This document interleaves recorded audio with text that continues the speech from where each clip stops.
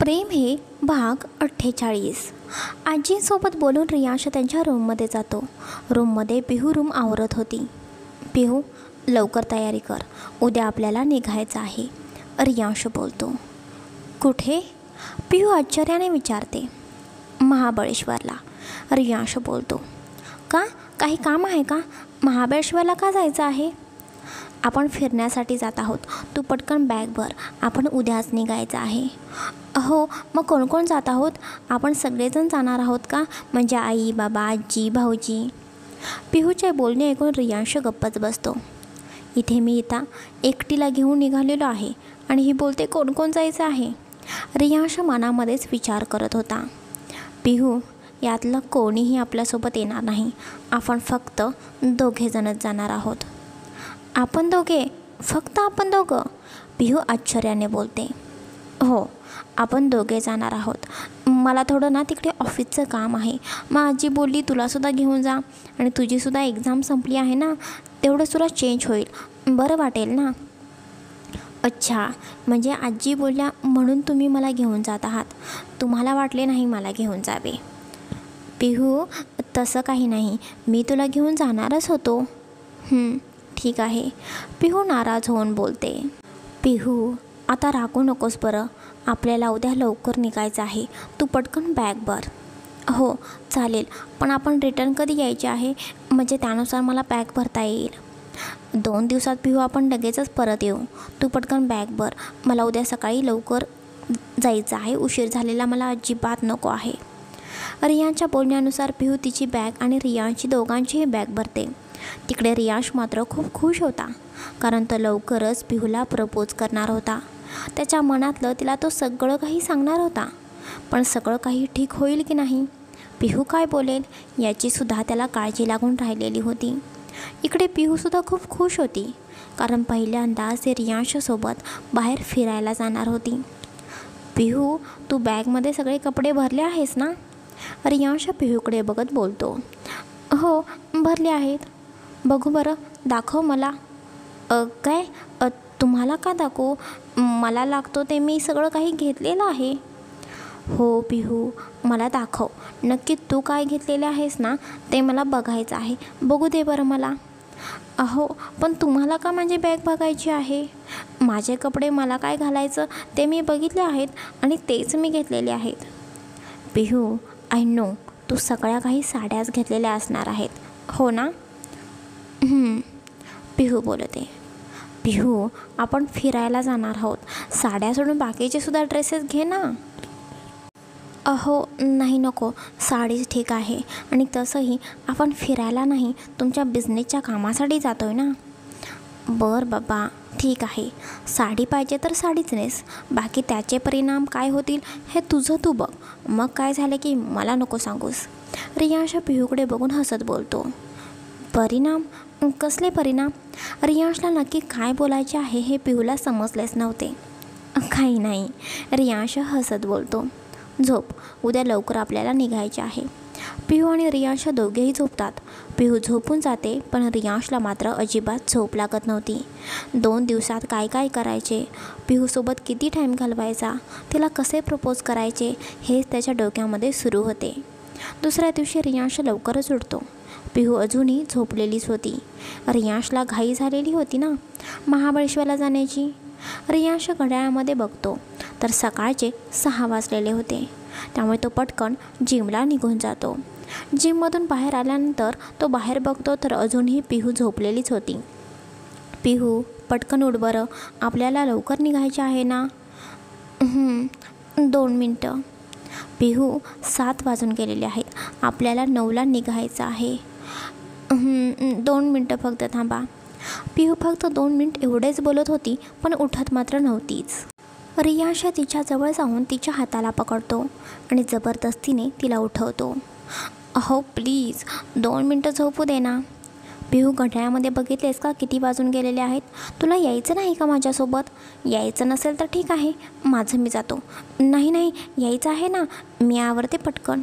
पिहू पटकन जागी होते आणि लगेचच बाथरूममध्ये निघून जाते. रियांश पण हसतच त्याची आवरू लागतो. पिहूने आत्तासुद्धा साडीच नेसलेली होती. तिने एक साधी पिंक कलरची साडी नेसलेली होती. रियांशने सुद्धा एक छान टी शर्ट घातलेला होता. दोघेही खूपच छान दिसत होते. पिहू आरशामध्ये स्वतःला बघत होती आणि आवरत होती. तेच इकडे रियांश पाठीमागून पिहूला बघण्यामध्ये हरवून गेलेला होता. कधी एकदा तो पिहूला पूर्णपणे त्याची करतोय असं त्याला झालेलं होतं. अहो, माझं आवरलं आहे. पिहूच्या बोलण्याने रियांश भानावरती येतो आणि दोघांच्याही बॅगा घेतो आणि खाली निघून जातो. पिहूसुद्धा रियांशच्या पाठीमागे जाते. आतापर्यंत घरातल्या सगळ्यांना माहिती झालेले होते की रियांश आणि पिहू महाबळेश्वरला निघालेले आहेत. पण का जात आहेत हे कोणालाच माहिती नव्हतं. याचे कारण फक्त आजींना माहिती होते. रियांश आणि पिहूला दोघांनाही खाली आलेलं बघून शिव बोलतो, भाई, तुम्ही दोघेच जात आहात फिरायला? मलासुद्धा तू एकदासुद्धा विचारले नाहीस. मी आलो असतो तर काही प्रॉब्लेम झाला असता का? भाऊजी, असं काहीच नाही. तुम्ही येऊ शकता ना. तुम्ही एक काम करा, आम्ही थांबतो तोपर्यंत तुम्ही पटकन तुमची बॅग भरून या. आपण सगळेजण जाऊया ना फिरायला. खूप छान वाटेल. हो, चालेल. शिव बोलणारच तोपर्यंत आजी शिवच्या पोटात जोरात चिमटा घेतात. आ! शिव जोरात ओरडतो. शिवला काय झाले, तो का ओरडत आहे हे कोणाला समजत नव्हते. आजी हळूच शिवला बोलतात, गप्प बस. त्या दोघांना जाऊ दे, नाहीतर माझा मार खाशील. काय झालं भाऊजी, तुम्ही असे का ओरडलात? नाही, काही नाही अगं वहिनी, ते काहीतरी चावलं मला. अच्छा, मग तुम्ही येत आहे ना, पटकन तुम्ही तुमची बॅग भरा. इकडे रियांश मात्र शिवकडे रागाने बघत होता. कारण शेवटच्या वेळी शिव काहीतरी प्रॉब्लेम करणार होता असं त्याला नक्कीच वाटत होतं. शिवलासुद्धा समजत होते रियांश त्याच्याकडे किती रागाने बघत आहे ते. नाही अगं नाही वहिनी, मी मस्करी केली. तुम्ही दोघेजण जावा ना, मला वहिनी खूप कामं आहेत. मी असंच तुमची मस्करी करत होतो. भाऊजी, खरंच तुम्ही येऊ शकता. चला ना प्लीज, छान वाटेल आम्हालासुद्धा. अगं नाही वहिनी, मला माझ्या फ्रेंडसोबत बाहेर जायचं आहे, नाहीतर ना मी खरंच आलो असतो. बरं ठीक आहे. मग आई बाबा तुम्ही येत आहे का? तुम्ही तरी चला ना. आणि आजी तुम्ही पण चला ना. अगं नाही गं बाळ, तुम्ही दोघेजण जाऊन फिरून या. आपण नंतर कधीतरी फॅमिली ट्रिपसाठी जाऊया ना, आजी बोलतात. आजींचे बोलणे ऐकून पिहू नाराज होते आणि तीसुद्धा हो बोलते. दोघेही सगळ्यांच्या पाया पडतात आणि सगळ्यांचे आशीर्वाद घेतात. रियांश, पिहूची काळजी घे. तिला एकटीला सोडू नकोस. तुला जे काही काम असेल ते नंतर कर, आधी तिला वेळ दे, निलिमा बोलते. हो मॉम, तू नको टेन्शन घेऊस. रियांश आजींच्या जवळ जातो. आजी रियांशला मिठी मारून त्यांच्या कानामध्ये बोलतात, लवकरच गुड न्यूज दे म्हणजे झालं. आजींचे बोलणे ऐकून रियांश गालात हसतो आणि दोघेही सगळ्यांचा निरोप घेऊन त्यांच्या महाबळेश्वरच्या ट्रिपला निघून जातात. इकडे शिव मात्र रागावलेला होता. ए आजी, तू मला एवढ्या जोरात चिमटा का घेतलास गं? आणि तू मला का थांबवलंस? वहिनी बोलत होती ना चला, मलासुद्धा जायचं होतं. अरे गाढवा, ते दोघे जाऊ देत. तुझं काय त्या दोघांमध्ये काम आहे रे? त्या दोघांना थोडा टाईम मिळू दे ना. आणि यासाठी तर रियांशने हा सगळा काही प्लॅन केलेला आहे. म्हणजे? निलिमा काहीच न समजल्यासारखं बोलते. अगं नीलू, रियांच्या मनात पिहूबद्दल प्रेम आहे ना, हे आपल्या सगळ्यांनाच माहिती आहे. पण अजूनही ते प्रेम त्याने व्यक्त नाही ना केलं, आणि तेच प्रेम व्यक्त करणं गरजेचंसुद्धा आहे. पिहूची एक्झाम होईपर्यंत रियांश थांबलेला होता, म्हणून त्याने आत्तापर्यंत पिहूला प्रपोज केलेलं नव्हतं. मनातल्या भावना सांगितलेल्या नव्हत्या. पण आता तिची एक्झाम झालेली आहे आणि तिला थोडा चेंजसुद्धा होईल, म्हणून तो तिला बाहेर महाबळेश्वरला फिरायला घेऊन गेलेला आहे आणि तो तिथेच तिला प्रपोजसुद्धा करणार आहे. काय खरंच? शिव आनंदाने बोलतो. हो, म्हणून मी तुला बोलत होते, तुला कायम त्यांच्यामध्ये कबाब में हड्डी होण्याची काय गरज असते? आजी, हे मला माहिती नव्हते गं. मला हा प्लॅन सांगायचा ना, मी सुद्धा बरीच तयारी केली असती. तुला सांगून काही उपयोग नाही. तुझ्या तोंडात कधी काही राहते का? लगेचच सगळीकडे पसरवत असतोस. जाऊ दे, तुम्ही सगळ्यांनी नीट ऐका. रियांश आणि पिहूचे परत एकदा लग्न करायचे आहे. त्यांचे लग्न कोणत्या परिस्थितीमध्ये झालेले आहे हे आपल्या सगळ्यांनाच माहिती आहे. आणि ते सुद्धा त्या दोघांचे लग्न कोर्ट मॅरेज झालेले आहे. यांच्या लग्नाबद्दल आपलीसुद्धा खूप स्वप्ने होती. म्हणजे आई, तुम्हाला असं म्हणायचं आहे की आपण त्या दोघांचं परत एकदा लग्न करायचं का? अविनाश बोलतो. हो अविनाश, पिहूला लहानपणापासून कधीच सुख मिळालं नाही. तिचे आई बाबा लहानपणी तिला सोडून गेले. त्यानंतर ती एकटीच राहिली. तिच्या लग्नाबद्दल जे स्वप्न तिचं होतं ते सुद्धा तिचं स्वप्न पूर्ण झालं नाही. हे बघ, प्रत्येक मुलीचे स्वप्न असते ना, तिला तिच्यावर प्रेम करणारा नवरा मिळावा, तिचे लग्न खूप छान पद्धतीने व्हावे. पण पिहूच्या आयुष्यात असे काहीच झाले नाही. तिचं लग्न साध्या पद्धतीने आणि कोर्ट मॅरेज झाले. त्यामुळे मला रियांशच असा बोलला आहे की त्याला परत एकदा पिहूसोबत घरच्यांच्या सगळ्यांच्या आशीर्वादाने पिहूसोबत परत एकदा लग्न करायचं आहे. आई, ही आयडिया खरंच खूप छान आहे आणि आपल्यालासुद्धा रियांशचे लग्न मोठ्याने करायचेच होते ना. मी खूप प्लॅनिंग केले होते. पण आपल्या रियांशने कोर्ट मॅरेज केले. पण आता परत एकदा ती संधी मिळणार आहे. आजी, हे चुकीचं आहे बघ. तू माझं लग्न मी करून देत नाहीस आणि बाईचे 2-2 वेळा लग्न करून देत आहेस. एक गप्रे गाढवा, तुला एखादी पोरगी तरी पडते का? मग तुझे लग्न कोणासोबत करून देऊ? आजी, तू कायम अशीच बोलतेस. आता बघ, मी लवकरच एखादी मुलगी डायरेक्ट घरी घेऊनच येतो. हो हो आण, पण त्याआधी तुझ्या भावाच्या लग्नाची तयारी सुरू कर म्हणजे झालं. लवकरच आपल्याला त्या दोघांचे लग्न करायचे आहे. तेच इकडे बऱ्याच वेळानंतर पिहू आणि रियांश दोघेही महाबळेश्वरला पोहोचतात. त्यांची गाडी एका छोट्याशा बंगलो टाईप घराकडे वळवलेली होती आणि तिथेच त्या दोघांची गाडी थांबवलेली होती. अहो, आपण इथे कुठे आलेलो आहोत?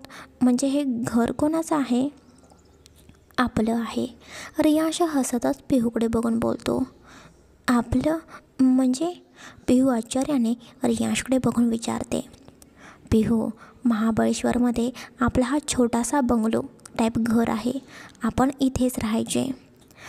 अच्छा, हे तर मला माहितीच नव्हते. मला वाटले आपण एखाद्या रूममध्ये वगैरे हॉटेलच्या राहणार आहोत की काय.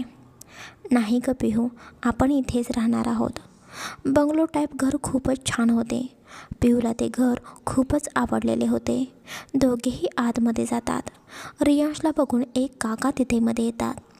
साहेब, तुम्ही आलात? या ना, आतमध्ये या, रामू काका बोलतात. काका, कसे आहात तुम्ही? साहेब, तुमच्या कृपेने तरी सगळं काही छान चाललेलं आहे बघा. तुम्ही इकडे येणार हे समजले आणि मी सगळी काही तुमची सोय करून ठेवलेली आहे बघा. थँक्यू सो मच काका. आता तुम्ही तुमच्या घरी जाऊ शकता. आम्ही 2 दिवस इथे असणारच आहोत. इथे काही लागलं तर मी नक्कीच तुम्हाला सांगेन. हो, चालेल ना साहेब, ते काकू बोलतात आणि तिथून निघून जातात. पिहू, हे रामू काका होते. हेच या घराची काळजी घेतात, स्वच्छता करतात. हे कायम इथेच राहतात. रियांश बोलतच पिहूला घेऊन आतमध्ये येतो. घर खरंच खूप छान होतं. खाली किचन, मोठा हॉल, 2 रूम होत्या. रियांश तिला वरती घेऊन जातो. वरतीसुद्धा 2 रूम होत्या. त्यातल्या एका रूममध्ये तो तिला घेऊन जातो. अहो, खालीसुद्धा 2 रूम आहेत ना, मग आपण याच रूममध्ये का आलो आहोत? पिहू, ही माझी फेवरेट रूम आहे. मी इथेच राहतो, त्यामुळे आपणसुद्धा इथेच राहूया. ओके, चालेल, पिहू हसत बोलते. बरं पिहू, चल, मी तुला आपलं पूर्ण घर दाखवतो. रियांश बोलतच पिहूला पूर्णपणे घर दाखवू लागतो. घराच्या बाजूला मोठा स्विमिंग पूल होता. खूप मोठे गार्डन होते. खाली किचन, हॉल, 2 रूम होत्या. वरतीसुद्धा 2 रूम होत्या. मोठा टेरेस होता. टेरेसवरून खूप छान निसर्ग सौंदर्य दिसत होतं. तिथे महाबळेश्वरचे दर्शन घडल्यासारखे दिसून येत होते. पिहूला ते सगळं काही खूप छान वाटलं होतं आणि तिला ते खूप आवडलेलंसुद्धा होतं. बरं चल बरं पिहू, तू आता पटकन फ्रेश हो. तुला भूक लागली आहे ना? हो, चालेल, पिहू हसत बोलते. ते दोघेही त्यांच्या रूममध्ये जातात. रूममध्ये एक बाथरूम होता. पिहू बाथरूममध्ये जाऊन फ्रेश होण्यासाठी जाते आणि रियांश इकडे आयुषला कॉल करतो. रियांश आयुषला काहीतरी सांगत होता. तेवढ्यात त्याच्या कानावरती पिहू ओरडण्याचा आवाज ऐकू येतो. आयुष, मी तुझ्याशी नंतर बोलतो. रियांश घाबरून पटकन कॉल कट करतो आणि बाथरूममध्ये निघून जातो. तर इकडे मात्र पिहू बाथरूममध्ये पूर्णपणे भिजलेली होती. पिहूची अशी अवस्था बघून रियांशसुद्धा घाबरतच विचारतो, पिहू काय झालं? अहो बघा ना, मला बाथरूममध्ये काही समजलंच नाही. मी चावी सुरू केल्यामुळे अचानक माझ्या अंगावरती पाणी आलं. पिहू, तू पण ना, रियांश बोलतो. अजूनही त्या दोघांच्या अंगावरती शॉवरचं पाणी पडत होतं. दोघांच्या अंगावरती पाणी पडत होते. अंगावरती पाणी पडत असल्यामुळे दोघे पूर्णपणे आता ओलेचिंब झालेले होते. पिहूने जी साडी नेसलेली होती ती पूर्णपणे ओली झालेली होती आणि तिच्या अंगाला चिटकलेली होती. त्यामुळे तिचे शरीर पूर्णपणे दिसत होते. तिच्या ओल्या साडीतून ब्लाऊजमधून तिचे ते उरोज रियांशला त्रास देत होते. त्याची नजर सारखी तिथे जात होती. पिहू अंग चोरून तिथेच उभा होती.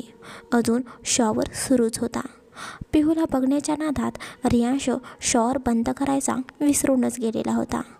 तो एकटकपणे फक्त पिहूच्या शरीराकडे बघत होता आणि इकडे मात्र आपली पिहू लाजून खाली मान घालून उभी होती. रियांश हळूच तिच्या कमरेभोवती हात घालून तिला स्वतःजवळ ओढून घेतो.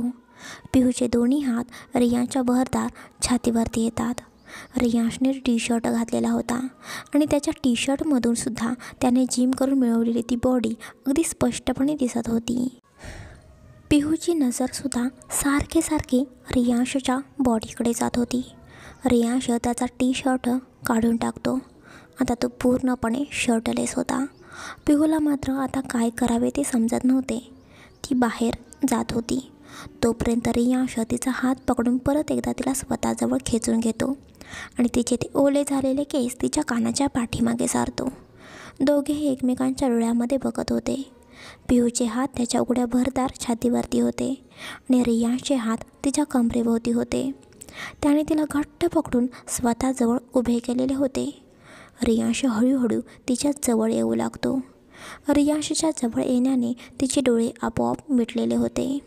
तो तिच्या जवळ येऊन तिच्या चेहऱ्यावर, तिच्या कपाळावरती, तर कधी तिच्या गालावरती आणि शेवटी तिच्या ओठांवरती तो त्याचे ओठ टेकवतो आणि तिला तो बेफानपणे किस करू लागतो. पिहू इकडे मात्र थोडा वेळ शांत होती. ती फक्त रियांशचा स्पर्श अनुभवत होती. ती किस करण्यासाठी रियांशला रिस्पॉन्ससुद्धा देत नव्हती. पण बऱ्याच वेळानंतर पिहूसुद्धा रियांशला रिस्पॉन्स देऊ लागते. दोघेही एकमेकांना किस करू लागतात. किस करतच रियांश त्याचा हात तिच्या पाठीवरती हळूवारपणे फिरवत होता. तो तिच्या ब्लाऊजची मागची नळ काढतो. त्यामुळे पिहूचा ब्लाऊज थोडासा सैल झालेला होता. तिच्या ब्लाऊजला मागच्या बाजूला हुक होती.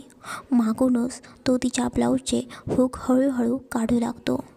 पिहू रियांशच्या किसमध्ये एवढी गुंतून गेलेली होती की रियांश काय करत आहे हेच तिला समजत नव्हते.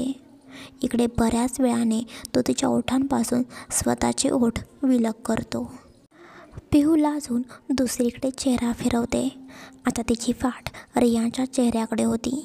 रियांश मागूनच पिहूला मिठी मारतो आणि तिने वन साईड घेतलेला पदर होता तो त्या पदराची पिन काढू लागतो आणि हळूहळू पिन काढून तिचा पदर तिच्या खांद्यापासून खाली सरकवतो. पिहू समोरच्या भिंतीवरती दोन्ही हात टेकून उभी होती. तिला तर काहीच समजत नव्हतं. अजूनही दोघांच्या अंगावरती शॉवरचे पाणी पडतच होते. पिहूचा पदर आता तिच्या खांद्यापासून खाली पडलेला होता. रियांश हळूहळू तिचा ब्लाऊजसुद्धा तिच्या खांद्यावरून खाली सारू लागला होता. तेव्हा कुठे आता पिहू भांडण्यावरती आलेली होती. काय होत आहे हे तिला समजत होते, पण ती आता मात्र काहीच करू शकत नव्हती.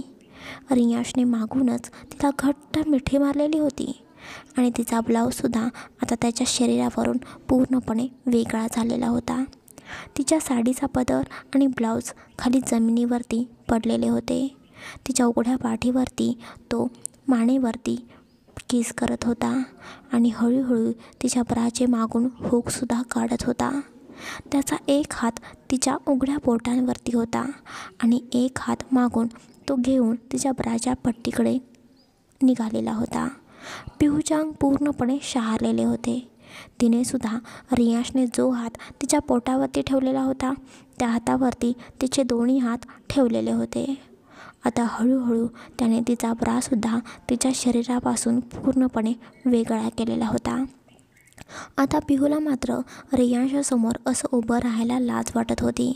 ती पटकन पाठीमागे फिरते आणि रियांशला घट्ट मिठी मारते. रियांशाचे दोन्ही हात बेफानपणे पिहूच्या पाठीवरती फिरत होते. तो तिच्या मानेवरती किस करत होता. आता त्याचा हात हळूहळू तिच्या पाठीवरून खाली सरकत होता आणि हळूहळू तो तिची साडीसुद्धा तिच्या शरीरापासून वेगळी करत होता. पिहूची साडीसुद्धा आता जमिनीवरती पडलेली होती. पिहूने लाजून मिठी अजिबात सोडलेली नव्हती. ती जास्तच रियांशच्या जवळ येत होती. पण रियांशला पिहूचे रूप बघायचं होतं, म्हणून तो तिला त्याच्यापासून थोडासा लांब करतो आणि पिहूकडे एकसारखे बघू लागतो. इकडे मात्र पिहूची नजर खालीच होती. रियांशचे लक्ष सारखे सारखे तिच्या उरोजांकडे जात होते. तो तिच्या जवळ येऊन तिच्या एका उरोजाला हात लावतो आणि तिचे उरोज चोळू लागतो. पिहू डोळे मिटून तो स्पर्श अनुभवत होती. अहो. तिच्या तोंडातून फक्त एवढे शब्द बाहेर पडत होते. काय बोलावे हे तिला समजत नव्हते. त्याचवेळी रियांश तिचे उरोज चोळत होता. पिहू पूर्णपणे मागे भिंतीला टेकलेली होती आणि तिच्यासमोर रियांश होता. तो त्याचा चेहरा थोडासा खाली करतो आणि तिचे एक उरोज तोंडामध्ये घेऊन चोखू लागतो. पिहूचे हात आपोआप रियांशच्या केसांकडे जातात. बराच वेळ रियांश तिचे दोन्ही उरोज तोंडात घालून चोखत होता. पिहूला तो स्पर्श हवा हवासा वाटत होता. थोड्या वेळाने रियांश पिहूपासून वेगळा होतो आणि पिहूला घट्ट मिठी मारून उभा राहतो आणि एका हाताने बाजूचा शॉवर बंद करतो. आता दोघांनाही थंडी वाजत होती. महाबळेश्वरमध्ये असल्यामुळे थंड हवेचे ते ठिकाण होते. शॉवरमुळे दोघेही पूर्णपणे भिजलेले होते. पिहूची हळूहळू मिठी घट्टच होत चाललेली होती, कारण तिला शॉवरमध्ये भिजल्यामुळे जास्तच थंडी वाजत होती आणि रियांशलासुद्धा पिहूला खूपच जास्त थंडी वाजत आहे हे समजलेले होते. पिहू, मी बाहेर जातो, तू पटकन चेंज करून बाहेर ये, नाहीतर मी इथेच थांबतो, तू इथेच चेंज कर. नाही नको, पिहू पटकन बोलते. हो हो जातोय. आणि पिहू, मी तुला काल बोललो होतो ना, साडी नको घेऊ, तरी पण तू माझं ऐकलं नाहीस आणि आता बघ काय झालं. रियांश हसतच नाटकी स्वरात बोलतो आणि बाहेर निघून जातो. इकडे मात्र पिहू लाजून एकदम लाल झालेली होती. तिला आता रियांशासमोर जायलासुद्धा खूपच लाज वाटत होती. चला गाईज, आजचा हा महाबळेश्वरमधील थोडासा रोमॅन्टिक पार्ट कसा वाटला नक्की भरभरून कमेंट्स करून सांगा. आता पुढचे भागसुद्धा रोमॅन्टिक असणार आहेत बरं का, कारण महाबळेश्वरमध्ये आलेले आहेत, मग नक्कीच काहीतरी घडणार. पुढच्या भागात समजालेच. बाकी भरभरून कमेंट्स करून सांगा नक्की हा भाग कसा वाटला. Bye, take care.